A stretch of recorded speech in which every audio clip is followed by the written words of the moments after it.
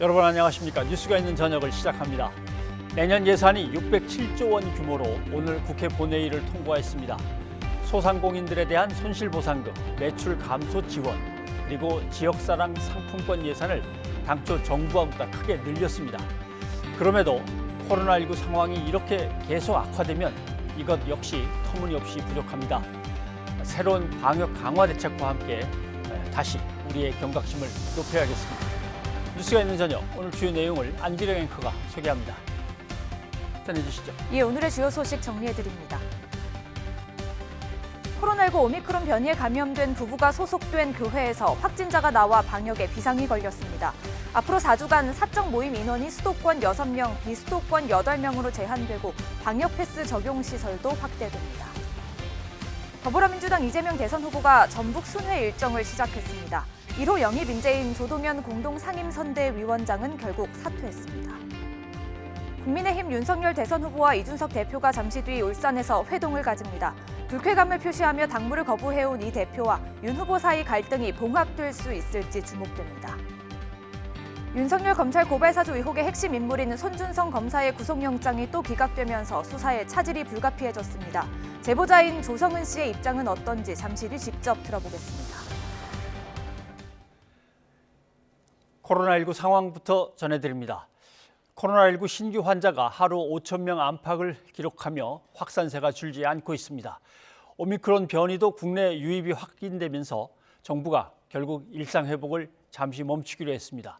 사적 모임 기준이 강화되고 방역 패스 적용 시설과 대상이 대폭 확대됐습니다. 권남기 기자입니다. 정부가 지난 한 달 동안 이어온 일상 회복을 잠시 중단합니다. 확진자 급증에 더해 오미크론 변이까지 확산하며 방역 상황이 악화하는 데 따른 겁니다.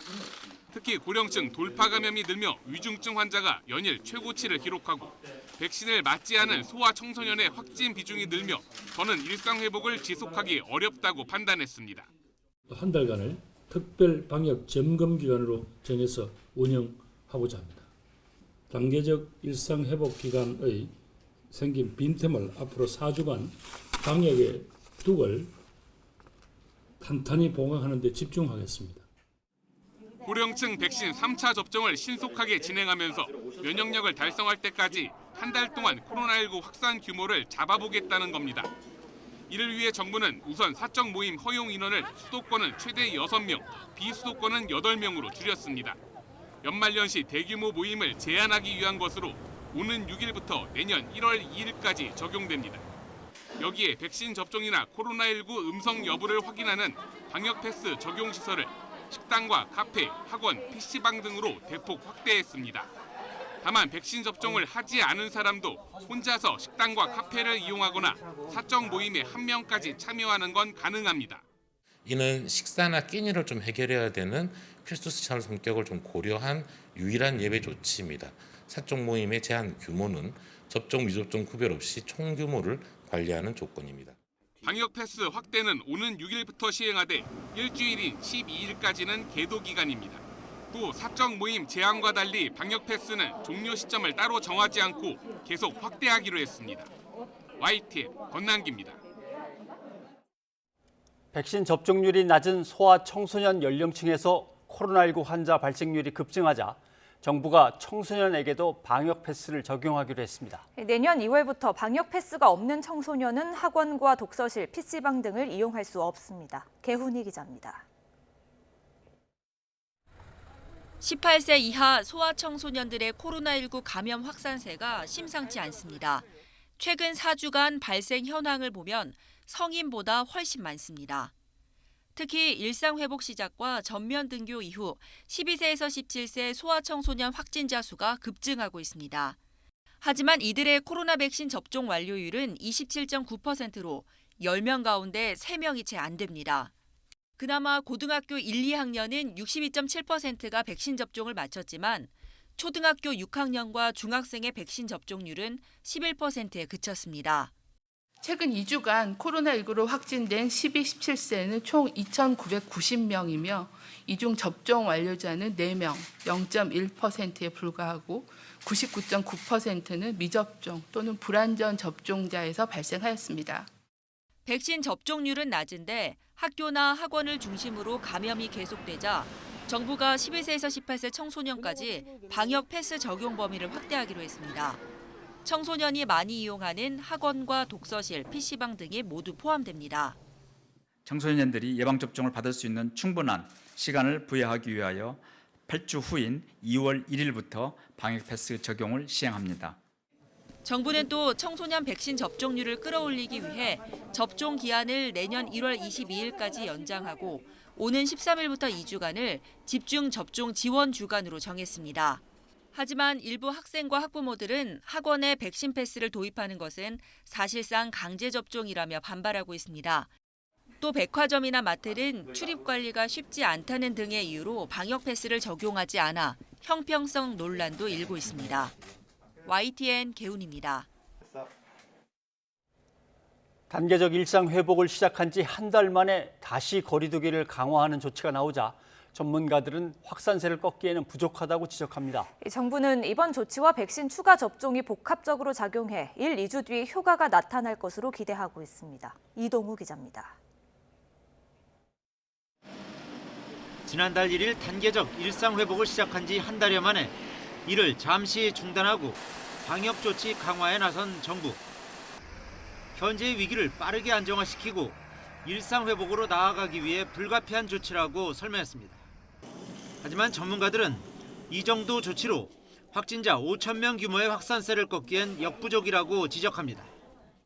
이런 정도 수준으로 이제 개인적으로 판단하기에는 충분히 이제 통제하기는 어렵고 그 많은 전문가들은 사회적 거리 단계적 일상 회복 이전 수준보다 더 강력한 수준으로 해야지만 유행 통제를 좀 가능하지 않을까 이런 생각을 했었거든요. 식당과 카페 영업시간 제한도 없고 유흥업소도 그대로 영업하기 때문에 대부분 성인이 백신 접종을 완료한 상태에서 6명 규모의 모임은 계속 이어질 것이라는 지적입니다. 정부는 고령층의 백신 추가 접종과 미접종자의 접종이 빠르게 진행돼야 이번 조치의 효과가 커질 것이라고 강조했습니다. 그래서 이번 조치와 추가 접종 등의 조치가 함께 복합적으로 시너지가 되면서 효과가 나올 것이라고 보고 있고 그러한 효과들은 한두 주 정도 뒤부터 좀 나타나지 않을까라고 예상하고 있는 중입니다. 정부는 다중이용시설의 영업시간 제한도 고려했지만 생업과 민생경제에 미치는 영향이 큰 점을 고려해 이번 조치에서는 제외했다고 설명했습니다. 하지만 만일 방역 상황이 악화할 경우 언제든 더 강한 조치를 취하겠다는 입장입니다. 또 정부는 모든 방역 상황을 수시로 평가하면서 필요할 경우에 언제든지 보다 강력한 방역 강화 조치를 그때그때 신속하게 취해 나가겠습니다. 정부는 이번 위기를 극복하기 위해서는 국민의 적극적인 백신 접종 참여와 마스크 착용 등 방역 수칙 준수가 무엇보다 중요하다며 협조를 당부했습니다. YTN 이동우입니다. 네, 갈등 국면으로 치닫고 있는 국민의힘 윤석열 후보와 이준석 대표가 만나기로 전격 합의를 했습니다. 지금 울산의 한 음식점에서 만찬 회동을 갖고 있다고 합니다. 예, 갈등을 봉합할 수 있을지 주목됩니다. 현장으로 가보겠습니다.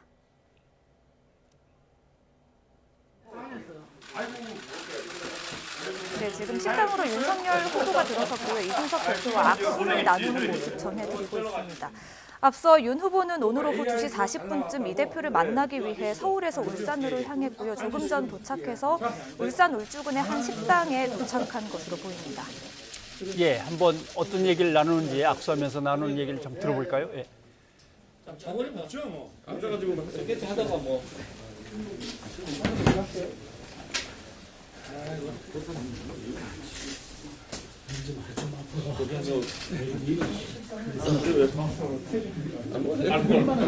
노알콜. 아이고.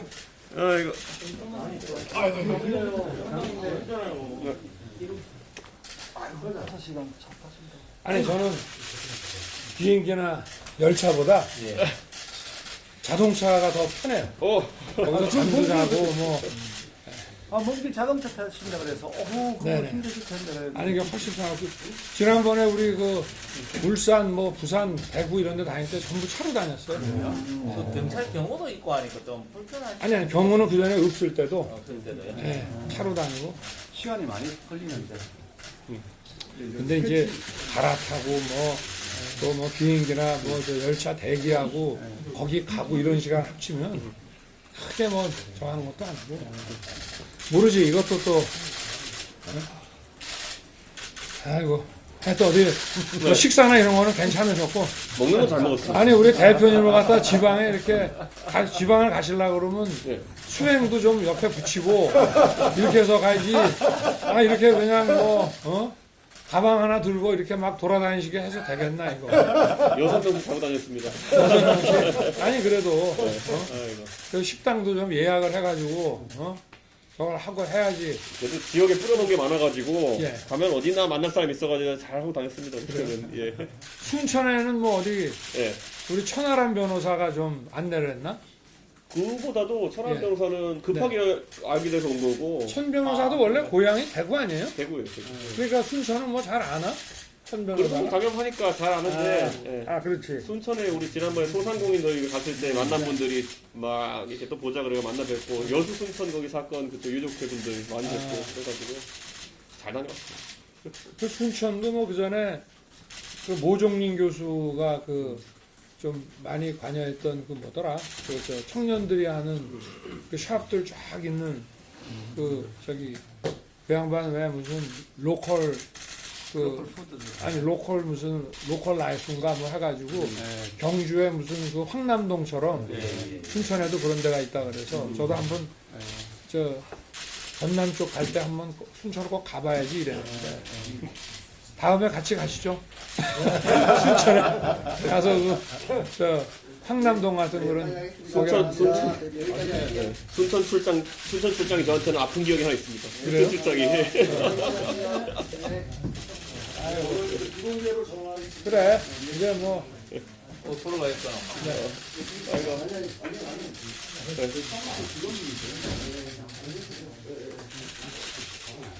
이거 누구 핸드폰이지 이거?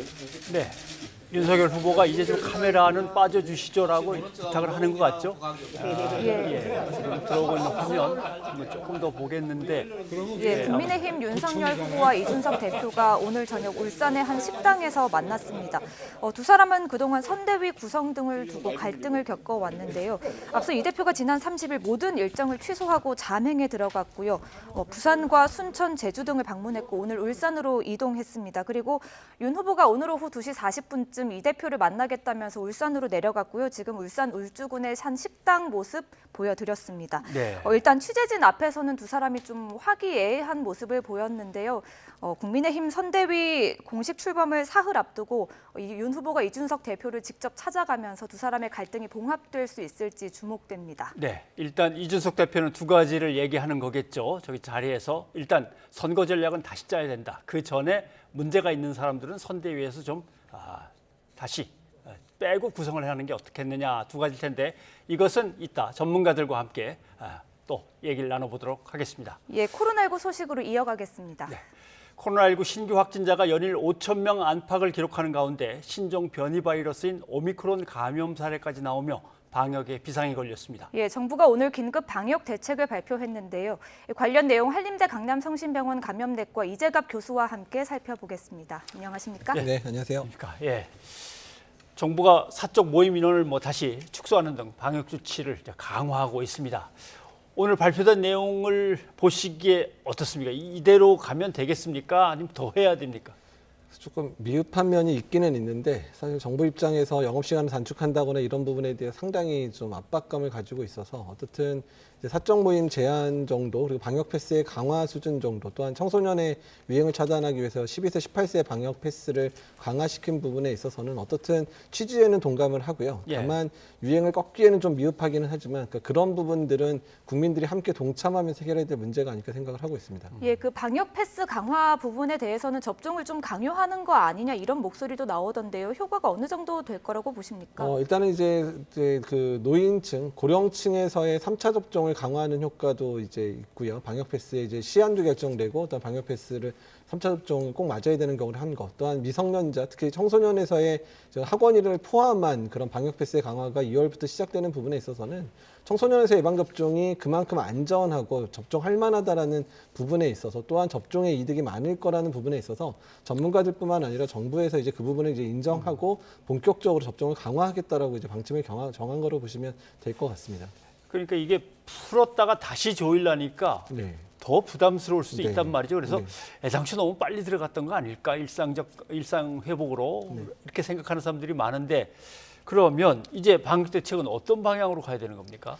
그러니까 일단 단계적 일상 회복이 성급했을 수도 있고요. 근데 다만 단계적 일상 회복이 시작을 할 때는 된 건 맞습니다. 어차피 예. 시작을 했어야 되고 사실 우리나라가 단계적이라는 표현을 쓴 것처럼 어느 정도를 우리가 거리두기를 완화했었을 때 얼마나 확진자가 늘어나고 중환자 의료 측에 부담이 될지를 사실 어느 누구도 알 수는 없었던 상황이거든요. 그러니까 예. 일종의 한번 열어봤는데 일단 이 정도 연고로는 도저히 우리가 감당을 못하는구나를 확인한 시점이라고 보시면 되고 그래서 단계적 일상회복의 실패라기보다는 단계적 일상회복의 그러니까 수준 자체를 한번 조정하는 기회를 이제 받았다라고 생각하는 게 더 맞으실 것 같고요. 예. 그래서 이번에 이 정도로 다시 한번 강화를 시켜서 만약에 안정을 찾는다 그러면 좀 이 정도 수준으로 가야 될 거고 만약에 오미크론이 아주 현실적인 위협으로 다가오기 시작한다면 조금 더 강화해야 되는 상황이 벌어질 수도 있습니다. 예, 현실적인 위협이 될 거라고 보십니까? 지금 교회에서 뭐 집단 감염이 시작된 거 아니냐 이런 또 우려도 나오고 있잖아요. 예, 일단 오미크론이 지금 국내에서 전파되는 양상을 보게 되면 델타가 처음에 우리나라에 정착했을 때 올해 한 5월, 6월, 7월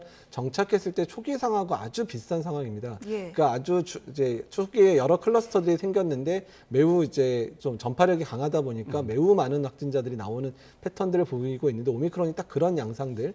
두 번째 거기 하나 더 더한 거는 돌파 감염 사례가 매우 많이 나타나면서 또 확산되고 있는 양상들이 보여주고 있어서 일단 지금의 전파 양상만 보더라도 위중증이 얼마나 발생할지는 아직까지 판정이 되지는 않지만 전파 양상만으로 상당히 위협이 될 것 같다라는 생각을 하게 하고 있습니다. 예. 예. 전파 양상으로는 상당히 빨리 많은 사람한테 번질 수 있지만 이제 경험하고 이제 지금 확진자가 돼버린 사람의 이제 진술 같은 걸 보면 뭐 그냥 약간의 감기 같은 가볍게 그냥 지나갔다는 투로 얘기를 하니까 사람들은 변이가 요번에 증상 자체는 가벼운 모양이다 이렇게 생각하는 사람도 있고 어떤 사람들은 변이가 나타났는데 증상이 가볍다고 하는 것은 결국 코로나19 바이러스 자체가 이제 힘이 떨어져 가는 거 아니냐 이렇게 해석도 하는데 어느 게 맞습니까? 그러니까 아직 그렇게 판단하기에는 근거가 많이 부족하기도 하고요. 너무 낙관적인 생각일 수 있습니다. 왜냐하면 지금 현재 새로운 변이가 유행을 했었을 때는 대부분 젊은 층, 활동력이 많은 젊은 층 중심으로 발생을 할 수밖에 없고요. 게다가 또 해외 여행을 갔다 온 사람 중심으로 발생을 하다 보니까 거의 대부분이 접종을 완료하신 분들이 감염이 되고 있거든요. 예. 그러니까 그렇다는 얘기는 어쩔 수 없이 백신 접종 효과든 또는 젊은 사람이기 때문에 증상이 가볍게 느껴질 수밖에 없습니다. 그러니까 델타 변이도 초기 유행할 때는 그렇게 위중하지 않을 거라 생각을 했었는데 이제 유행이 커지면서 고령층이나 고위험군들의 감염이 늘어나면서 이게 병독성이 상당히 강해졌구나 하는 거를 이후에 뒤늦게 알게 됐거든요. 그래서 오미크론 자체도 지금의 그런 젊은 사람의 감염 또는 해외 여행자의 감염만으로 판단할 수는 없고요. 전체 특히 고령층이나 또는 미접종자에서의 감염 사례가 어떤지 양상이 확인될 때까지는 좀 판단을 유보하는 게 맞습니다. 예, 그러면 오미크론 변이 때문에 그 병상 부족 우려가 더 커질 가능성도 있습니까?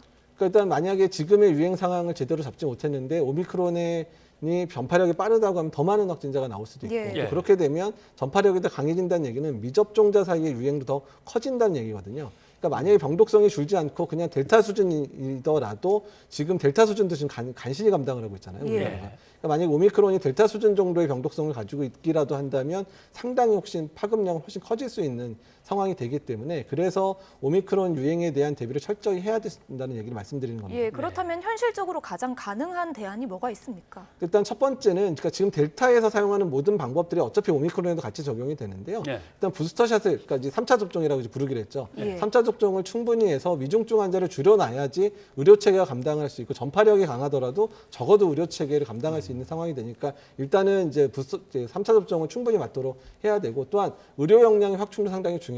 지금 확진자 규모가 더 커질 수 있는 상황이니까 재택 치료라든지 이런 부분이 안정화되게 유지가 되지 않는다 그러면 너무 많이 늘어난 확진자 때문에 상당한 그런 고통스러운 시간을 보낼 수 있기 때문에 그런 이제 의료 체계 확충까지 두 가지가 잘 돌아가는 어차피 이게 델타에 대한 대응인데요. 이 부분이 상당히 중요할 것 같습니다. 네.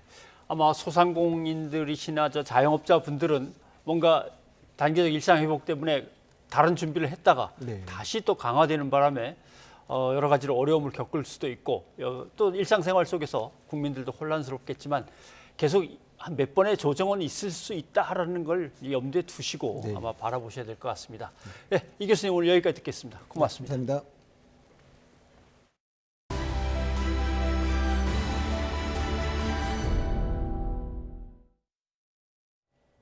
더불어민주당 선거대책위원회 1호 영입 인사인 조동연 공동상임선대위원장이 사흘 만에 사퇴를 했습니다. 이재명 대선 후보는 모든 책임을 지겠다며 논란의 확산을 막아섰고 영입을 주도한 송영길 대표는 사생활 문제를 비열하게 물고 늘어진 언론 탓이 크다고 비판했습니다. 권민석 기자의 보도입니다. 더불어민주당이 야심차게 추진한 1호 인재 영입이 사흘 만에 무의로 돌아갔습니다. 육사 출신 국방 전문가이자 30대 워킹맘인 조동연 교수가 끝내 공동상임선대위원장직을 내려놨습니다. 자녀 이름과 얼굴을 공개하는 도 넘은 신상털이가 계속되자 중압감을 이기지 못한 것으로 보입니다. 그 시간을 보내고도 꿈이라고 하는 어떤 도전을 할 수 있는 기회조차도 허락을 받지 못하는 것인지를 좀 묻고 싶었습니다. 조 교수가 사퇴 의사를 밝힌 뒤 아침만 해도 송영길 대표는 직접 대화를 나누고 판단하겠다면서 사의 수용을 유보했습니다. 그러면서 가족까지 공개하며 사생활 문제를 물고 늘어진 언론을 강하게 비난했습니다. 10년 전에 이미 양자가 합의해서 따로 다 가정을 이루고 있는 사안인데 그 아이를 얼굴 이름까지 이렇게 밝혀서 공격하는 이런 비열한 행위는 언론의 정도를 벗어난 것이라고 생각이 듭니다. 이재명 후보는 모든 책임은 자신이 지겠다며 논란이 커지는 걸 차단하고 나섰습니다. 세상을 바꿔보겠다는 결단이 결국 큰 상처가 돼 미안하다며 더는 아픔이 없게 배려해달라고 강조했습니다. 하지만 민주당은 반나절이 지나지 않아 사의를 수용했습니다. 인격살인적 공격으로부터 아이들을 보호하기 위해 사퇴해야겠다는 조 교수 입장이 확고했기 때문이란 설명입니다. 조 교수를 시작으로 MZ세대 전문가들을 영입한 데 이어 외부 인재를 추가 확보해 쇄신의 속도를 내려던 민주당의 행보엔 찬물이 끼얹어졌습니다. 개인사를 검증잣대로 삼는 건 인권 침해란 문제 제기와는 별개로 조 교수 개인뿐 아니라 민주당까지 큰 상처를 입게 됐기 때문입니다. 특히 조 교수 영입을 적극적으로 주도한 송영길 대표의 책임론이 커지고 있습니다. 국민의힘은 기본적 인사검증도 없이 영입 인재를 발표한 책임을 물어야 한다고 몰아붙였습니다. 반면 정의당은 조 교수에게 가해진 부당한 인신공격을 막아서야 할 민주당이 부화 뇌동했다고 비난했습니다. YTN 권민석입니다. 국민의힘 공동선대위원장으로 임명된 이수정 경기대 범죄심리학과 교수의 지난 2019년 강연 영상입니다. 최근 온라인을 중심으로 고유정 옹호 발언이라며 짧게 편집된 영상이 빠르게 퍼졌는데요. 고유정은 지난 2019년 제주의 펜션에서 전 남편을 살해한 뒤 시신을 잔인하게 훼손한 혐의로 무기징역이 확정됐죠. 의붓아들에 대한 살해 의혹도 일었지만 재판부는 증거 불충분으로 무죄를 선고했습니다. 일부 누리꾼들은 이 교수가 당시 강연에서 고유정의 심정이 이해가 된다고 발언했다며 비판했는데요. 해당 발언 내용 직접 들어보시죠. 제 입장에서 보면 너무 그 여자의 심정이 이해가 되는 거죠. 고유정 입장에서 보면 지금 현재 남편을 아주 문제가 많은 사람이니까 이용해 먹을 리소스도 함정이 될 텐데 그런 거 함정된 재산을 의붓자식 같은 거 하고 나누어서 주고 싶지 않았겠죠. 내 친자식이 있는데 고유정의 기본적인 이해도는 사실은 그런 기준으로 보면 굉장히 당연한 선택이에요. 어떻게 보면. 다만 멀쩡한 일반 이제 사회화가 된 인간들은 그게 나쁜 거라는 걸 알죠. 전체 자식이 뭐가 그렇게 이뻐서요. 그렇지만 보고 싶다는 욕망을 억제를 해야 되는 게 이제 인간의 도리라는 거죠. 해당 발언을 두고 온라인에서는 갑론을박이 이어지고 있습니다. 이에 대해 뉴스가 있는 저녁 제작진이 이 교수의 입장을 직접 들어봤는데요. 이 교수는 고유정의 심리 상태를 분석하고 설명하는 과정에서 나온 발언이라며 범죄 심리학자의 작업 방식을 몰라서 나오는 오해라고 선을 그었습니다. 살인범을 이해하지 않고 심리분석 보고서를 쓸 수 있나요? 일단 이해를 해야 뭐라도 의견을 낼 거 아니야. 범행 동기를 설명해야 되는 게 내 직업인데. 범죄 심리학자는 빙의는 아니지만 범죄자 마음속에 들어가야 그 사람이 범행 당시에 왜 죽였는지를 설명할 수 있잖아요. 오히려 자신이 도왔던 것은 고유정의 아들 살해 혐의를 의심한 남편이라며 지금의 논란은 정치적인 것이라고 주장했습니다. 고유정의 남편 측도 언론 인터뷰를 통해 이 교수가 도움을 준 것은 사실이라며 이 교수가 범죄자를 두둔하는 사람처럼 오해받는 것이 안타깝다는 입장을 밝혔습니다. 한편 국민의힘 윤석열 후보와 홍준표 의원이 어제 비공개 만찬 회동을 가졌는데요. 홍 의원은 언론 인터뷰를 통해 이 교수가 선대위에 도움이 되지 않는다는 뜻을 윤 후보에게 전했다고 설명했습니다. 잠행 중인 이준석 대표 역시 이 교수의 영입을 공개적으로 반대해왔죠. 이에 대해 이 교수는 자신은 대화가 필요하다는 입장이라며 자진 사퇴할 의향은 없다고 밝혔습니다. 나는 고유정 사건에 대해서는 내가 담당했던 사건이니까 해명할 의무가 있지만 나머지 그 내용은 그분들에게 여쭤보세요. 저는 대화가 필요하고 설명이 필요하다는 입장이에요. 왜냐하면 만나본 적이 없는 사람들이 날 미워할 리는 없잖아요. 이 교수는 다른 언론과의 인터뷰에서는 국민의힘 공동선대위원장에 임명된 이후 모든 정부 행사에서 배제됐다고 주장하기도 했습니다. 뉴스가 있는 저녁 안기령입니다. 네, 제20대 대통령 선거가 이제 96일 앞으로 다가왔습니다. 세한대 배정호 교수, 경제사회연구원의 김종혁 언론센터장을 모시고 대선 레이스 얘기를 나눠보겠습니다. 어서 오십시오. 예, 안녕하세요. 반갑습니다. 지난 일주일 동안에 참 많은 일들이 있었습니다. 그렇습니다. 뭐 하나씩 좀 짚어보겠는데 일단 이재명, 윤석열, 이재명 두 후보의 이제 지지율이 뭐 거의 붙었다고 봐야겠죠. 뭐 조금씩 엎치락뒤치락 하는 건 그렇다 치고 그리고 그거와 함께 늘 보던 것 중에 사실은 좀 차이가 났었는데 국민의힘이 그래도 민주당을 상당히 좀 앞지르고 있었는데 이것도 이번에 이제 엎치락뒤치락으로 바뀌었고. 다만 이제 정권 교체, 정권 유지 그 차이는 아직도 좀 벌어진 채로 있고 이런 것 같습니다. 자, 이렇게 당 지지, 그다음에 후보 지지가 붙어버린 이유에 대해서 먼저 김 센터장님부터 한번 뭘로 원인을 보십니까?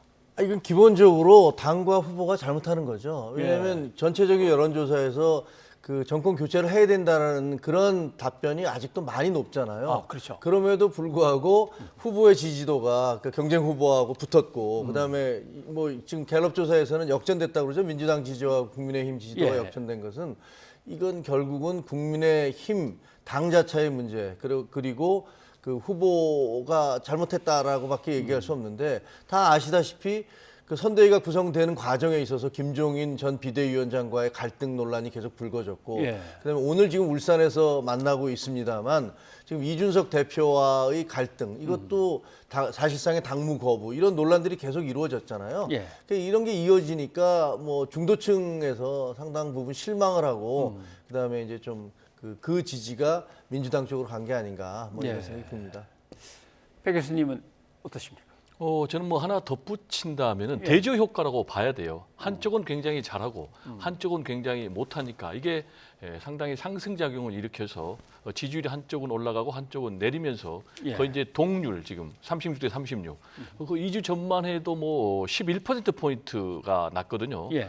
이런 이제 현상 아시겠지만은 이재명 후보 같은 경우는 이 11%포인트나 상당히 열세지만은 선대위, 멤버드 선대위를 대대적으로 개편했지 않습니까? 슬림형으로. 그리고 당직도 재선으로서 세대 교체에 성공하고 측근 친정 체제 했고 그리고 대표 공약까지도 뭐 철회하고 전면적인 이제 반성과 또 그러면 사죄 그리고 쇄신의 모습으로 상당 부분 좀 긍정적인 평가를 얻었는가 하면 말씀하셨지만 이제 국민의힘 그리고 윤석열 후보 같은 경우는 집안 싸움으로 계속됐지 않습니까?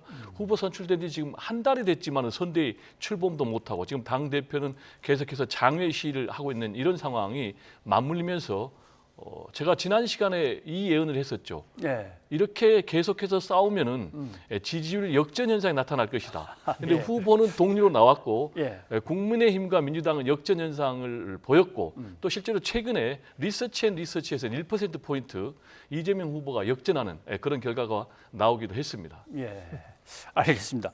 그런데 이거는 조금 축조 심의를 해봐야 될 것 같습니다. 왜냐하면 사실은 60대 이상에서는 뭐 윤석열 후보가 당연히 압도적으로 우위에 있고, 그다음에 40대에서는 이재명 후보가 이제 압도적인 우위에 있는데 30대 이하 쪽에서의 변화는 좀 큰 것 같습니다. 젊은 사람들이 빠져나간 게 티가 좀 나는데 말이죠. 특히 국민의힘 같은 경우는 긴장할 수밖에 없는 정도의 숫자일 것 같은데 어떻게 생각하십니까? 뭐 맞는 말씀이죠. 예. 실질적으로 그 2030 세대, 지금 여론조사 결과를 보면 2030 세대는 마음을 정하지 못했다는 그런 답변들이 다른 연령군에 비해서 훨씬 높잖아요. 예. 그러니까 2030 세대는 언제든지 이분들은 어떻게 보면 이데올로기나 이런 거에 별로 영향을 안 받는 것 같아요. 그러니까 그 이전 세대가 적어도 40대 이상의 세대가 그 1980년대를 거치면서 상당 부분 자기가 어떤 정치적인 지향 같은 것들이 분명하게 형성돼 있는 데 반해서 2030 세대는 실용적이고 그다음에 우리에게 도움이 된다면 누구도 지지할 수 있다라는 입장이기 때문에 2030 세대를 잡는 노력들을, 그래서 처음에 이제 윤석열 후보도 마찬가지고 이재명 후보도 열심히 했었잖아요. 그런데 지금 이준석 그 2030을 대표하는 상징적인 정치인이 이준석 대표인데 이준석 대표와 지금 윤석열 후보가 좀 마찰을 빚는 듯한 모습을 보이기 때문에 그런 데 있어서 뭔가 지금 2030 세대는 어디로 갈지 뭐 마음이 좀 흔들리고 있는 듯한 그런 양상을 보이고 있다고 봅니다. 예, 그럼 백 교수님도 2030 세대에 대한 의견 한번 좀 얘기해 주시죠. 2030은 말씀하셨지만 지금 이제 부동 표심이 한 40% 정도 되거든요. 예. 그리고 지지 후보를 교체할 수 있다도 60%나 되니까 이분들 같은 경우는 뭐 지금 진영이라든지 정당이라든지 이념과 상관없이 굉장히 실리에 입각해서 선택을 하니까 언제든지 후보의 정책이나 공약에 따라서 표심이 바뀔 수 있기 때문에 이 표심이 누구에게 가느냐가 이번 대선의 승패를 좌우할 가능성이 있고요.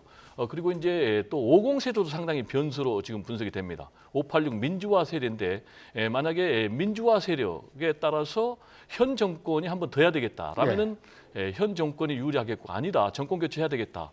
라면 이제 반대의 결과가 나올 텐데, 이번 이제 갤럽 여론조사에서 제가 굉장히 주목한 부분은 왜 후보를 지지하느냐라는 이유가 이재명 그리고 윤석열이 전혀 달랐어요. 그렇죠. 이재명 후보 같은 경우는 개인에 좀 초점이 맞춰져 지금 표가 나가고 있습니다만 보니까 이재명 후보를 지지하느냐라는 거 물어보니까 추진력, 실행력이 22%, 그리고 직무 행정 능력이 15%, 그리고 그동안 잘했다가 6%. 그래서 대체적으로 이재명 후보의 개인의 역량에 초점 맞춰져 있는데, 그럼 왜 윤석열 후보를 지지할 거냐라고 물어보니까 정권 교체가 27%, 그리고 두 번째 공정과 정의가 11%, 새 인물이 7%. 그러니까 윤석열 후보 개인에 대한 그런 긍정적인 평가는 없단 말이에요. 그런데 여기서 주목해야 될 것이 뭐냐면은 정권 교체 여론은 17%포인트나 높게 나타났는데 두 후보의 지지율은 동률이 나왔다는 얘기예요. 이 얘기는 정권 교체 여론이 굉장히 높음에도 불구하고 이재명 후보가 개인기로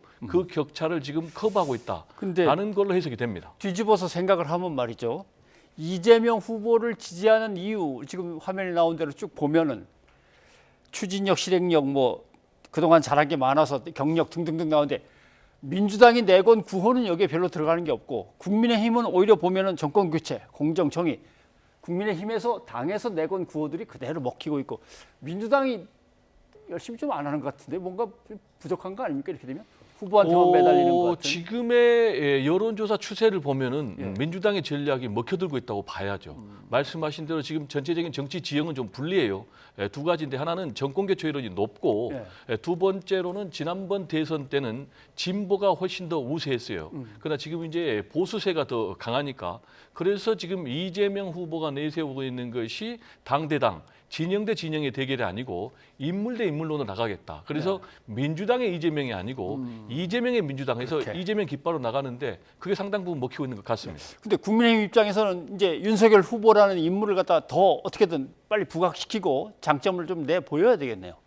그렇죠. 뭐 그런 부분이 있는데, 그 이재명 후보 같은 경우는 어떻게 보면 좀 제가 지지하지는 않습니다만 예. 좀 안쓰러운 부분이 있어요. 왜냐하면은 이번에 이제 조국 사태에 대해서도 이거 뭐 우리는 차별을 둬야겠다라고 얘기를 하고 그 이전에 그 문재인 정부가 했던 것들과 계속 차별화를 하고 있잖아요. 예. 그게 만약에 그대로 받아서 가면은 이게 좀 상당히 선거가 어렵겠다라는 생각 때문에 그렇게 하는 것 같은데 예. 윤석열 후보는 이 조사에 따르면은 어떻게 보면 이제 본인의 역량이라기보다는 정권 교체에 대한 그런 교체를 원하는 국민들의 바람, 열망 이런 것들에 힘 얻어서 가는 게 많잖아요. 예. 그러니까 이 결과들을 좀 그 중히 생각하고 본인의 어떤 그런 역량 같은 것들을 어떻게 국민들한테 예. 어필할 수 있을지, 그러니까 설득할 수 있을지 이런 것들을 좀 고민해야 될 것 같아요. 약간 여진이 있는 것 같습니다. 마지막에 잠깐 설명하셨습니다만 윤석열 후보에 대해서 새로운 인물 아니냐, 신선하다. 그동안 그렇게 달고 다른 정치인이 아니고 뭐 이런 것들이 들어있는 걸로 봐서는 너무 낮아요. 근데 7% 그래요? 안 되잖아요. 분발하면 좀 나아지지 않을까요? 뭐. 그거는 뭐 물론 그렇죠. 왜냐하면 이재명 후보 같은 경우는 그동안에 성남지사 2번 하셨고 경기도지사를 하셨고 그래서 예. 많은 사람들이 알고 있는 그런 정치인들이고 그러니까 더 이상의 변화 가능성은 별로 없어요. 그런데 윤석열 후보 같은 경우는 뭐 들쑥날쑥하고 좌충우돌하는 모습도 있지만 그게 잘 풀릴 수도 있고 또 안 풀릴 수도 있고 하는 부분인데 지금 현재는 좀 안 풀리는 쪽으로 예. 그런 부분에 포커스가 맞춰져 있는데 그거는 이제 상황에 따라서는 또 잘 풀린 쪽으로 갈 수도 있으니까. 제가 좀 첨언하자면은 윤석열 후보가 선거 전략의 방향을 잘못 잡고 있는 것 같아요. 그게 무슨 얘기냐면 지금 국민들은 보수의 대대적인 개혁을 원하고 있는데 본인은 이제 반문, 빅텐트 그리고 또 경선 과정에서 보수의 색채를 굉장히 짙게 하는 쪽으로 가고 있단 말이에요. 그런데 지금 나왔지만 새로운 인물이니까 7% 그리고 이준석 대표 30대 영선에 이런 대표를 만든 그 의미는 결국 보수의 대대적인 개혁을 바라는데 예. 그런 부분이 좀 제대로 반영이 안 된 결과가 아닌가 알겠습니다. 생각이 됩니다. 그러면 지금 윤석열 후보 쪽에서 제일 안 풀리는 문제, 선대위를 출범시켜야 되는데 당대표가 일단 뭐 특정 업무에 대해서 아무튼 기피하면서 지금 자명 중이었는데 자 이제 오늘 만났는데 만나는 장면 다시 한번 보고 한번 얘기를 나누죠. 그래서 저는 만나고 싶습니다. 작금의 상황에 대해서 저도 좀 당황스럽고 제 스스로가 좀 이해 안 되는 부분이 그러니까 뭐 그런 거를 오해라고 할 수도 있겠습니다만은 저는 이준석 대표에 대해서 오해를 한 사실이 없습니다. 저에 대해서 좀 아쉬운 점이 있다면은 언제든지 만나서 후보 측에서 이제 저희 관계자에게 만나자는 제안을 하면서 의제를 사전 조율해야지만 만날 수 있다고 했다고 합니다. 저는 거기에 대해서 굉장한 당혹감을 느낍니다. 저는 의제 조율할 생각 없고요. 저는 후보가 만나자고 하면은 제가 올라가겠습니다.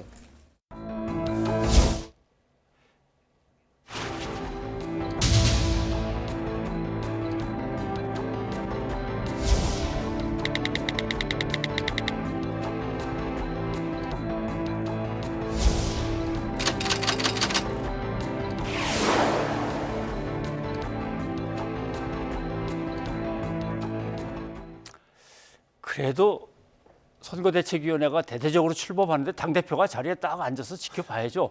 어떻게 하면 올라올 수 있겠습니까? 뭘 요구하는 걸까요?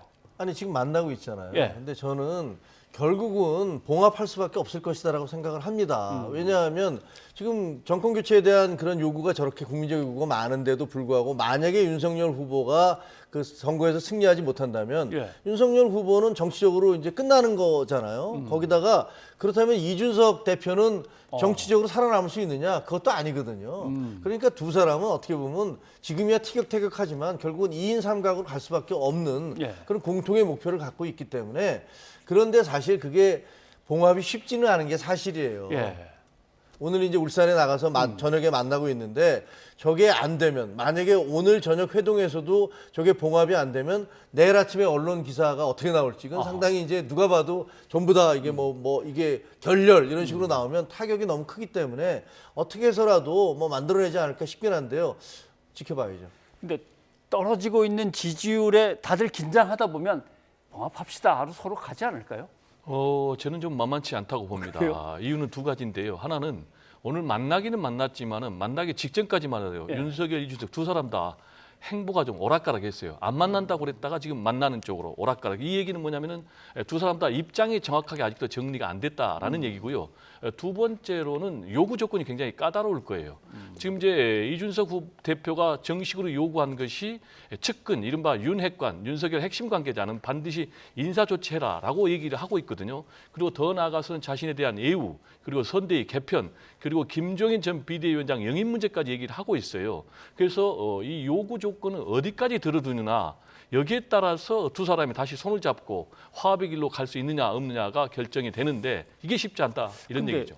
큰 거를 갖다 이제 와서 틀을 막 바꾸기는 어려울 텐데 흔히 말하는 윤핵관, 윤캠프의 핵심 관계자라고 해서 계속 나름대로 이준석 대표를 갖다가 신경 쓰이게 하는 그 사람들에 대한 어떤 뭐 정리나 이런 것들은 좀 되지 않을까 싶기도 한데, 근데 또 윤 후보는 모르겠는데 대체 무슨 말을 하는 건지 이런 표정이에요. 어떻게 보십니까? 그러니까 이제 그게 그 언론에 이제 공개적으로 얘기할 때하고 또 두 분이 만나서 얘기를 하면 뭐 정말로 이 문제를 해결해야 되겠다라고 생각을 한다면 허심탄회하게 얘기를 하겠죠. 예. 나는 내가 들은 얘기는 이러이러한 건데 이런 부분이 있지 않았느냐라고 얘기하면 뭐 윤 후보가 뭐 언론에는 나는 그런 들은 적 없다고 얘기하지만 아 그래? 그런 얘기가 있었어. 나는 못 들었지만 만약에 그게 사실이라면 이거는 책임지게 하겠다라든가 어떤 종류의 그런 대책을 내놓겠죠. 그거 없이 만약에 그냥 덜렁 가서 울산에 가서 만났는데 그다음에 아무 결론이 없다. 뭐 전혀 무슨 봉합된 게 없다. 그러면 그건 큰 문제가 생기는 거죠. 예, 알겠습니다.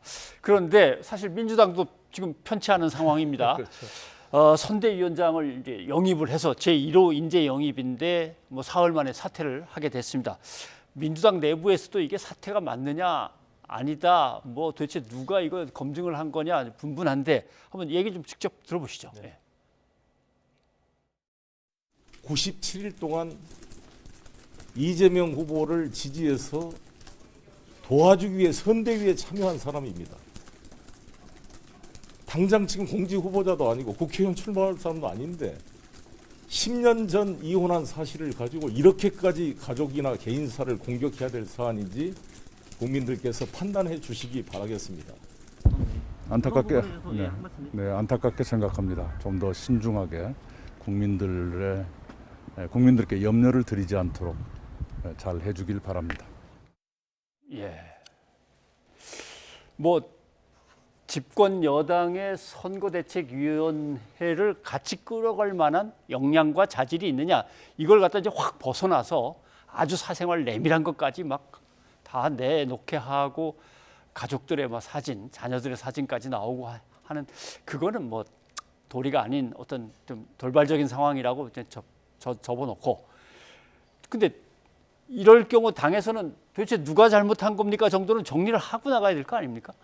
그렇죠. 그런데 저는 이제 송영길 대표가 말씀하신 게 좀 납득이 잘 안 가는 것 같아요. 공직 후보자도 아니고 국회의원에 출마할 사람도 아니다라고 얘기하셨지만 공동선대위원장이라는, 그러니까 쉽게 얘기하면 정권 재창출을 하겠다는 그 당의 집권 여당의 공동선대위원장이라는 어마어마한 자리가 이기 때문에 이것을 그냥 공직 후보자 국회의원에 비교할 것도 되지 않고 10년 전에 이혼한 사실이라고 얘기하셨는데 사실은 이혼한 게 이혼 사실 갖고 얘기하는 게 아니잖아요. 이건 정치인의 도덕성을 가지고 얘기하는 건데, 예를 들면 그 혼외자 부분은 어쨌든 그게 나중에 뭐 이혼 소송까지 갔기 때문에 그런 부분이 있고, 또 하나는 그분이 제가 생각하기에는 송영길 대표나 민주당 의원들한테 사실 내가 이러이러한 일이 있다, 이런 일이 있는데 혹시 이게 문제가 되지 않겠느냐라고 밝혔어야 돼요. 그렇게 밝혔는데도 괜찮다, 우리는 그 부분을 돌파할 수 있다고 생각한다라고 해서 갔다면 문제가 아닌데 그 부분을 얘기하지 않았고, 또 10년 전에 있었던 그것도 어떻게 보면 속였던, 거짓말을 했던 부분이기 때문에 이것은 과연 그렇게 도덕성, 그분의 도덕성을 가지고서 집권 여당의 선대위원장을 할 자격이 있느냐, 이런 걸 얘기하는 거지 이혼을 했다는 사실 갖고 얘기하는 게 아니거든요. 그러니까 이거는 조금 포인트가 잘못됐다. 알겠습니다. 일단 뭐 가족사에 대해서 너무 지나치게 폭로한다고 이제 내놓았던 유튜버들에 대해서는 뭐 고소행위가 이루어졌습니다만은 민주당은 이걸 어떻게 수습하면 되겠습니까? 일단 뭐 사퇴한다는 의사를 얘기했고 받아들이는 걸로 그냥 끝이 날지, 아니면 그 이후에 또 후유증이 어떻게 남을지 어떻게 보십니까? 이 문제는 뭐 이미 정리가 된 거죠. 본인도 그래요? 사의를 표명했고 또 정식으로 사의를 수용하기로 했기 때문에 정리가 됐고요. 다만 이제 말씀하신 대로 그러면 이제 제대로 검증이 이루어졌느냐의 문제가 남아 있는 거예요. 그래서 부실 검증 문제는 앞으로 재발이 안 돼야 되기 때문에 이런 부분에 대해서는 앞으로 좀 시스템을 갖출 필요가 있지 않냐라는 생각이고요. 여기에 대해서 뭐 계속해서 너무나 사생활을 깊게 침해한 것 아니냐, 또는 뭐 이혼 문제가 되느냐, 또는 뭐 혼외자 문제가 되느냐라는 문제로 계속하면은 계속해서 좀 본인들의 좀 명분이 약해지는 거지. 공인이기 때문에 검증이 대상이고, 그리고 본인도 결국 이제 사퇴하기로 했고 또 당도 이 사의를 수용하기로 한 것은 국민 정서가 용납이 안 된다는 것 아니겠습니까? 다만 여기서 확실하게 제가 좀 구분하고 싶은 것은, 그렇지만은 가로세로 연구소에서 조동현 씨의 어린 자녀들의 실명을 공개하고 주민번호까지 공개한 것은 명백한 인권 침해고, 이런 부분에 대해서는 법적인 책임을 물어야 된다라는 얘기를 좀 강조하고 싶습니다. 그런데 뭐 지금 여당에서 빚어진 일을 보면 누구를 공동 선대위원장 이렇게 큰 직함을 주려면 당무에 밝고 뭔가 경험이 있고 늘 함께 해왔던 누군가가 아니라 뭔가 이렇게 새로운 인물, 그냥 약간 포퓰리즘 같기도 하고요. 그냥 괜찮아 보이는 사람을 확 데려다가 이벤트화 시켜가지고 사람을 갖다 그냥 이용하고 활용하는 거 아닌가. 그래서 과연 정치가 사람을 저런 식으로 활용하는 게 좋고, 안에서 사람을 키울 생각은 안 하고, 그러니까 민주당 내 젊은 사람들은 여지껏 열심히 달려왔는데 좀 허망할 거 아닌가요? 그 부분은 굉장히 맞는 말이죠. 특히 이제 2030 같은 경우에 일회용으로 쓰고 반짝 또 버리는 그런 부분이 여야 보수 진보 가리지 않고 있어 왔는데, 이런 분들을 좀 제도적으로 키우기 위해서는 정치 스쿨 같은 게 여야 모두 정당에 좀 자리를 잡아야 되는데, 그런 부분이 좀 부족한 것 아닌가 생각됩니다. 저도 100% 동의를 하는데요. 예를 들면 뭐 속된 말로 사람들이 뭐 얼굴마담이니 뭐 이런 얘기를 하지만 그게 뭐 방송에서 쓸 표현은 아닙니다만, 그 열심히 정당 활동을 하고 노력을 했던 사람들이 아니라 선거 때만 되면, 근데 이게 사실은 어느 당만의 문제는 아니에요. 지금까지 저희가 정치부 기자로 뭐 우리 배 선배랑 같이 오래 해봤지만, 모든 당들이 선거 때만 되면 그렇게 사람들을 데려다가 얹혀놓고 그 다음에 헌신짝처럼 버리거든요. 그러니까 이런 모습들. 예를 들면 지난번에 이재명 후보가 광주에 가서 고3을 거기 고등학생을 선대위원장으로 공동선대위원장으로 했는데, 저는 그걸 보면서도 이게 저게 참신하다고 생각을 해야 되는 건지, 아니면 야 이거 고등학생까지 저 고등학생이 공동선대위원장으로 뭘 할 수 있을까라는 생각도 들어서, 이게 어느 당의 문제만이 아니라 앞으로는 이런 식의 그냥 일시적으로 사람을 썼다 버리기 위해서 그 눈속임식의 영입은 안 했으면 좋겠다, 이런 생각을 합니다. 알겠습니다. 자, 뭐 오늘 울산 모임에서 잘 해결이 되어서 이제 또 멋진 선대위 출범식을 저희가 볼 수 있기를 희망하죠. 배정호 교수님, 김종현 센터장님 오늘 고맙습니다. 여기까지 하겠습니다.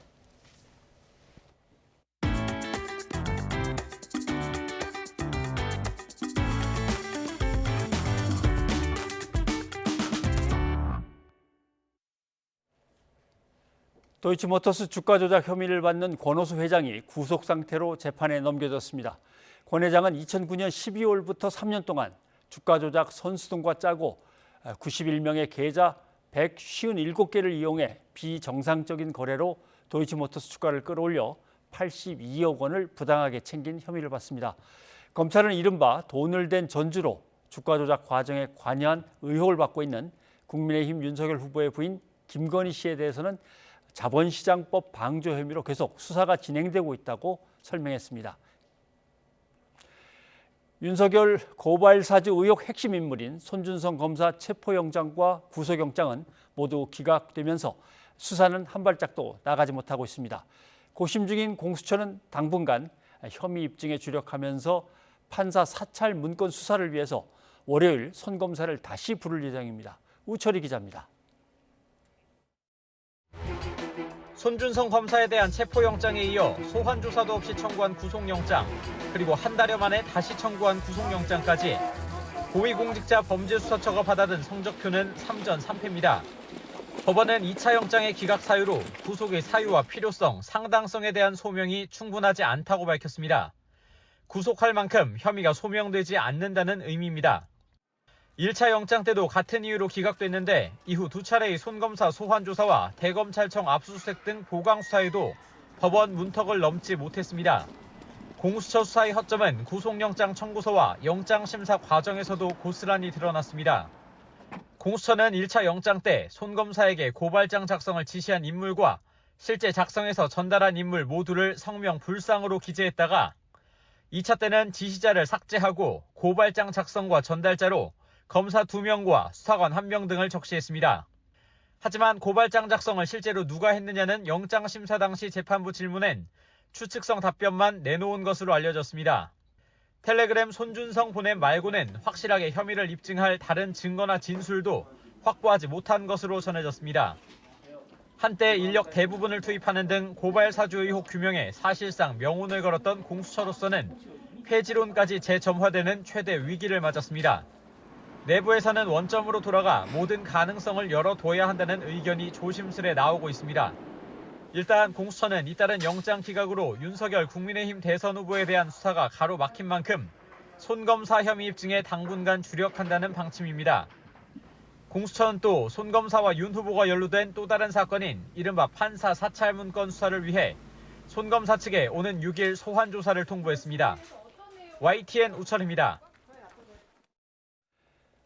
고발사주 의혹을 받고 있는 손준성 검사에 대한 영장이 또 기각됐습니다. 공수처의 수사력도 도마에 올랐습니다.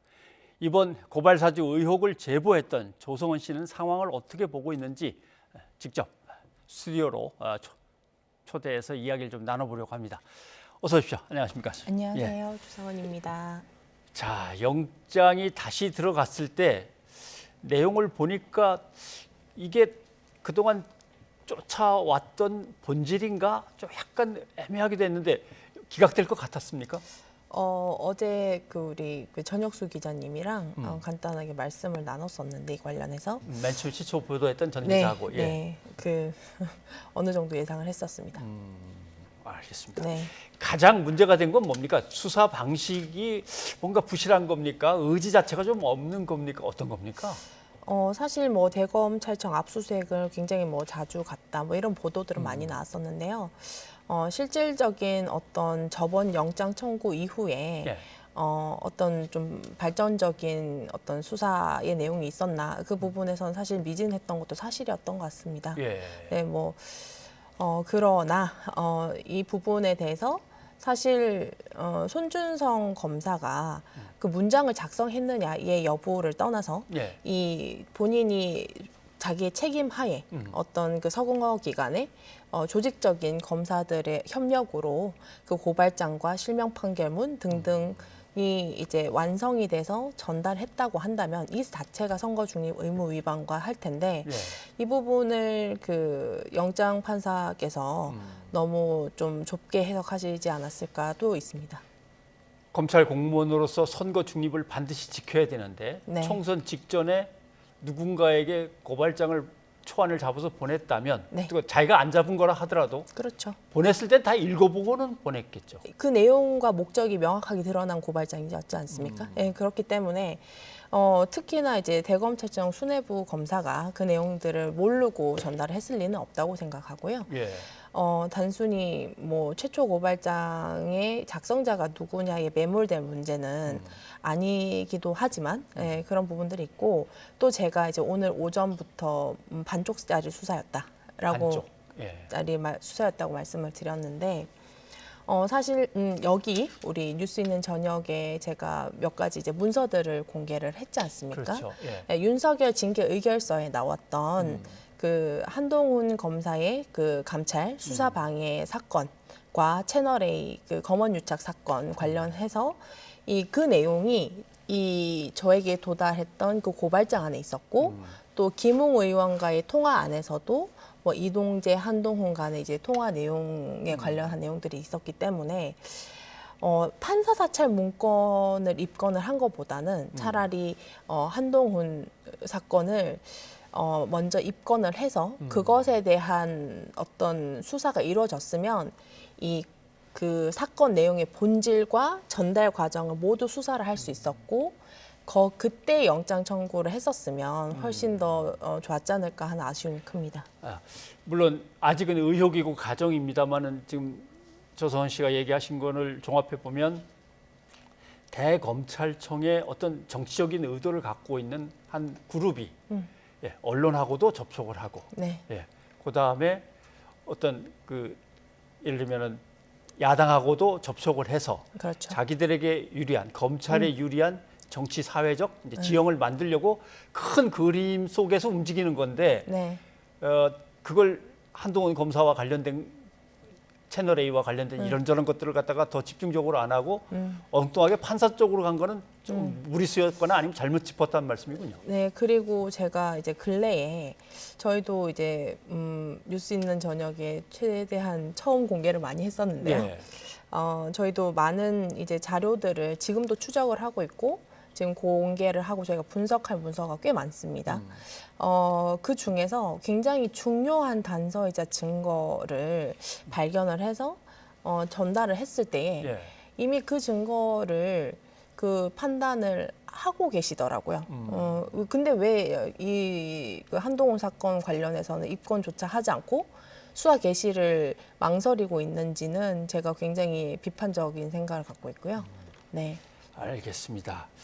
그런데 아까 잠깐 뭐 내비치셨습니다마는 뭐 독립적인 판단을 할 법관의 문제를 갖다가 얘기하기는 좀 뭐합니다마는 이 사건이 거대한 그리고 치밀하게 움직이는 조직 속에서 벌어지는 건데 판사님은 딱 정확한 증거를 원하는 건가요?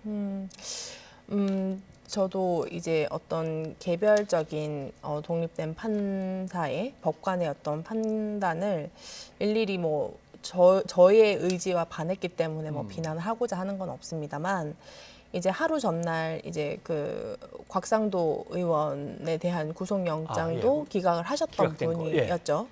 그러니까 뭐 전역직 검사 출신 뭐 국회의원 그리고 현직 이제 고위 대검찰청 간부 검사까지 했던 사람은 유독 굉장히 이제 이 정확하게 죄를 증명을 해와라. 사실 인신 구속은 물론 제한은 돼야 되겠지만 이 국기문란의 사건, 국기문란죄라는 것은 왜 제가 처음부터 그렇게 말씀을 드렸냐면 만약 현직 그 지금 김호수 총장이 뭐 국민의힘 의원들 대상으로 고발장을 작성해서 민주당에 전달할 수 있는 일인지 그리고 설령 윤석열 대통령이 돼서 그때 검찰총장이 할 수 있는 짓인지 아니면 10년 뒤에도 그 일이 일어날 수 있는 짓이 그렇게 할 수 없기 때문에 국기문란 사건입니다. 그런 사건들에 대한 위중함을 단순히 판단할 수 없는 사건이라고 생각하고 그리고 만약에 저는 개인적으로 손준성 검사 외에 이제 뭐 성상욱 뭐 그 외에 한 명의 이제 더 검사가 있죠. 그 총 3명이 어느 정도 작성과 이제 뭐 판결문 검색 등등 이 컨텐츠를 형성하는 데에 주된 관여가 확인됐으면 3명 다 구속영장 청구하는 게 더 낫지 않을까 뭐 그런 생각도 합니다. 네. 그런데 이제 두 번째 구속영장이 들어갈 때 손준성 검사의 그 위에 누군가가 성명불상 뭐 이런 거는 완전히 빠져버려서 그럼 손준성 검사가 가장 윗선이라는 얘기인가? 지금까지 의혹이 계속 제기되고 취재도 벌어지고 했던 것들은 손준성 검사를 시킨 누군가의 문제 이걸 갖다가 이제 추적했던 건데 그럼 앞으로 그 윗선에 대한 수사라든가 이런 것들은 어떻게 되는 겁니까? 그렇기 때문에 저는 이제 한동훈 감찰 수사 방해 사건을 입건을 해야지만이 그거를 수사 개시를 해봐야 이게 관련이 있는지 없는지를 최소한 수사를 할 수 있다고 생각하고요. 그리고 저는 이제 어떤 뭐 제 개인이 물론 이제 공익신고와 제보자로서 역할은 하고 있지만 뭐 수사의 방향에 비판 이상을 하는 것은 조금 무리라고 생각합니다. 다만 지금 저희가 약 3달 동안의 어떤 기간 속에서 이 대검찰청의 고위 검사들이 검사의 직책 안에 숨어서 자신들의 굉장히 법기술적인 어떤 면피 행위를 했지 않습니까? 그렇기 때문에 저는 단순히 이 사건을 공수처를 만들어놨기 때문에 여당인 더불어민주당과 뭐 문재인 정부가 그냥 관망만 할 것이 아니라 이 사람들은 전 국민이 이런 국기문란의 죄에 어떤 검사가 실제로 연루됐는지 국민의 장인 국회에 불러서 국정조사를 개시를 반드시 해야 된다고 생각합니다. 예, 알겠습니다. 일단 윤석열 전 검찰총장의 징계 사유에 들어있던 한동훈 검사에 대한 감찰 진행을 중간에 막아버린 뭔가 제대로 끝나지 않은 그 부분을 정식으로 입건해서 조사를 하면은 아마 본질에 더 다가갈 수 있을 것이라는 말씀. 네, 하고. 그리고 제가 좀 우려가 되는 것은 이 사건이라는 것은 수사를 재개시를 하거나 재수사에 들어가면 굉장히 어려워지고 굉장히 명분도 사라집니다. 그렇기 때문에 정말 반쪽짜리 수사를 할 바에야 자신이 없으면 저는 공수처가 수사 중단하는 게 더 차라리 바람직해 보이고요. 이런 식으로 계속 뭐 영장 청구를 했다가 기각만 당하는 그 누적은 오히려 이 사건의 굉장히 중대함에 비해서 어떻게 보면 사건을 망치지 않을까라는 우려가 굉장히 큰 상황입니다. 네. 오늘 여기까지 듣도록 하겠습니다. 네, 조성원 씨 감사합니다. 고맙습니다. 네.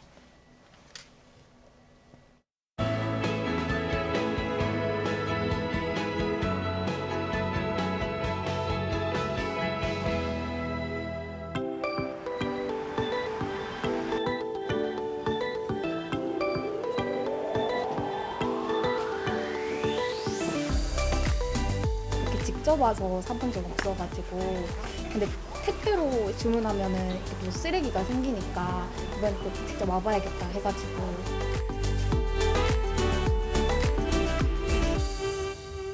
껍데기는 가라, 알맹이만 리필하자. 그 내용물만 자기 용기에 담는 포장이 없는 가게라고 생각하시면 됩니다.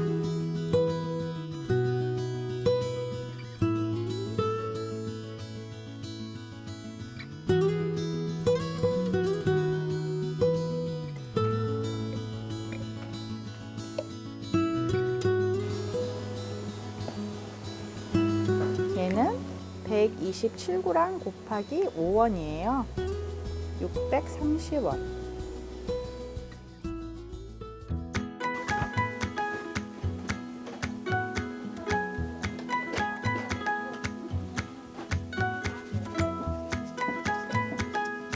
네, 이거를 쓴 지 한 반년 넘게 된 통인데 그냥 여러 번 쓰고 하는 게 더 저한테는 강제적이라고 생각돼서 그냥 와서 쓰는 게 더 편해요. 마음도 편하고. 뭐 리필하러 가지고 오는 게 좀 불편할 수는 있는데 그래도 근데 또 쓰레기가 많이 나오니까 그래서 조금 많이 멀진 않아서 집에서 그래서 웬만하면 할 수 있으면 그렇게 하려고.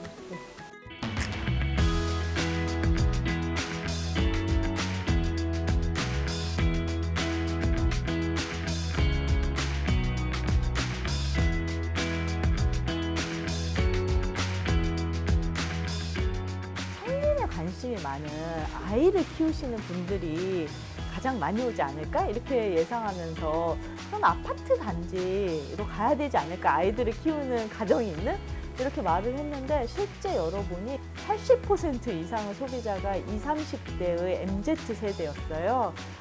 그래서 이게 뭐지? 근데 MZ세대는 환경오염 문제에 대해서 되게 감수성이 뛰어나고요.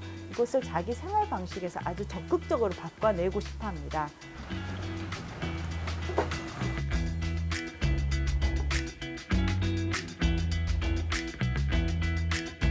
기존에 새 제품을 사용하면 또 쓰레기도 계속 방출되고 해서 그냥 기존에 쓰던 로션통 갖고 오면 또 계속 새로 담을 수 있어서 이렇게 좀 자주 이용하는 편이에요. 변하지만 그래도 좀 수고로움을 통해서 그래도 쓰레기 덜 버릴 수 있으니까.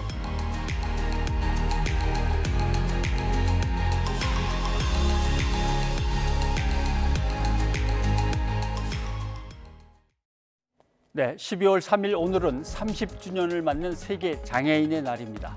지구촌이 함께 장애 인식을 개선하자는 캠페인을 펼치고 있습니다. We the 15. 예. 세계 장애인 인구가 15%임을 상징하는 표현이죠. 그럼 우리 사회 장애계 이슈는 지금 뭐가 있는지 살펴보겠습니다.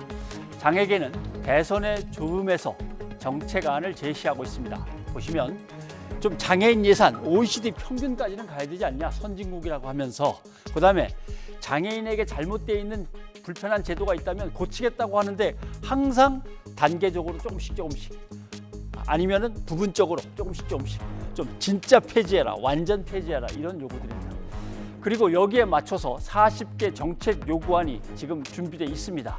그중에서 교통약자 부분만 오늘 한번 살펴보겠습니다. 장애인들이 코로나19 때문에 접종을 받든지 급히 어디로 가면은 쉬운 일이 결코 아닙니다. 그래서 계단형으로 되어 있는 일반 버스는 제발 앞으로 폐차해서 바꿀 때는 저상버스로 바꾸도록 의무화해달라. 이렇게 법안까지 만들었는데 한번 논의하고 돈이 많이 들 것 같은데 하더니 지금까지 조용합니다. 이런 것도 있습니다. 보십시오. 어려운 경우에 장애인 콜택시를 부르게 돼 있습니다. 근데 한 30분 기다려 오는데 이건 빨리 온 거고요. 2시간까지 기다려야 된답니다. 콜택시 하나 부르는데. 그런데 택시를 타고 가다가 서울시를 지나가면서 경기도로 넘어서면 거기서 멈춘 다음에 자, 경기도 콜택시를 다시 부르셔서 갈아타고 가십시오. 이렇게 하니까 광역 이동을 할 수 있는 지원 시스템을 갖춰달라라고 하는 겁니다. 이거는 지자체가 서둘러서 지금 할 수 있는 게 아닙니다. 중앙정부가 재정을 지원하든지 중앙정부가 소관 업무로 가져와서 직접 하든지 해야겠죠. 장애인을 비롯해서 사회적 약자들을 가장 힘들게 하는 게 뭘까요? 바로 이겁니다. 그건 나중에 차차 논의합시다. 왜 장애인 정책은 하나 고치는데 10년, 20년씩 기다려야 하는 걸까요? 고통받는 사람들의 이름은 나중이 아니고 오늘입니다.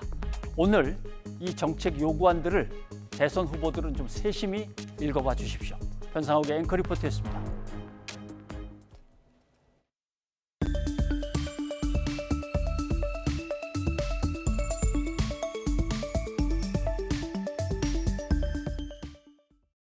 우리 정부가 추진 중인 종전선언에 대해 중국이 지지를 표했습니다. 한중 두 나라는 화상 정상회담도 검토하기로 했습니다. 베이징 강성웅 특파원이 보도합니다.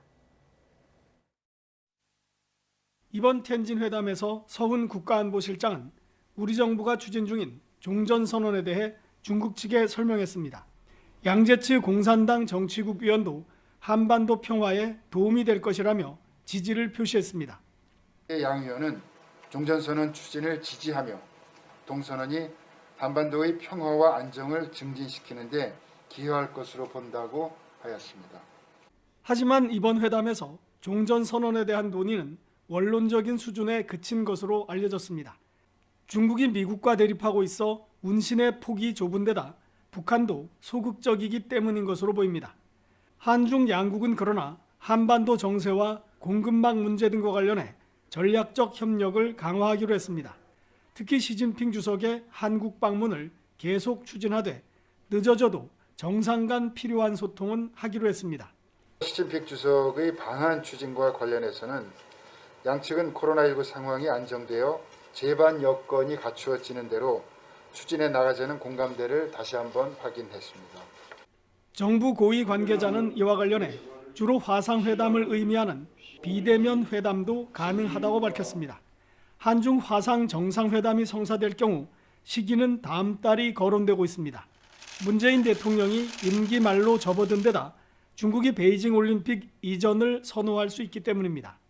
이번 텐진 회담에서 우리나라는 원자재의 원활한 수급을 중국 측에 요청을 했고 중국은 반도체 확보를 염두에 둔 듯 공급망의 안정을 위한 협력을 강조했습니다. 베이징에서 YTN 강성웅입니다.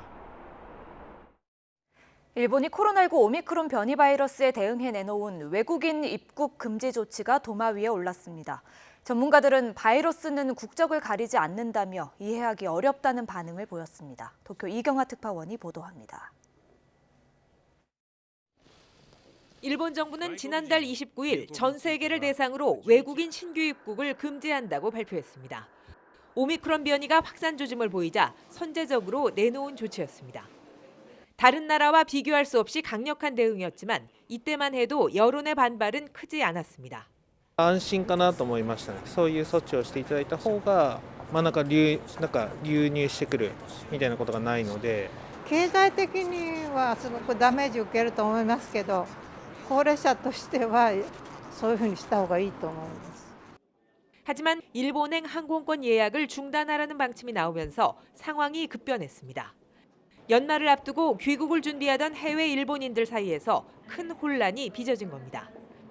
일본 국토교통성은 이런 방침을 총리 관저에 알리기도 전에 각 항공사에 통보한 것으로 나타났습니다.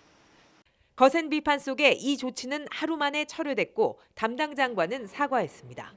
一部の方に混乱を招いてしまったということであります。国土交通省の方に邦人の帰国需要について十分に配慮するよう指示をしたと。 하지만 해외에서 오는 자국민은 입국을 허용하면서 외국인만 막는 것 자체가 모순이라고 전문가들은 지적하고 있습니다. 현재 일본처럼 전 세계 외국인을 대상으로 입국을 금지한 나라는 주요국 가운데 이스라엘 정도입니다. Epidemiologically, I find it hard to understand the principle there. Does the virus read your passport? Does the virus know your nationality or where you're legally resident? So therefore there are contradictions in this. 외국인에게 이미 발급한 비자도 이달 말까지는 쓸 수 없게 하는 조치가 새로 추가됐습니다.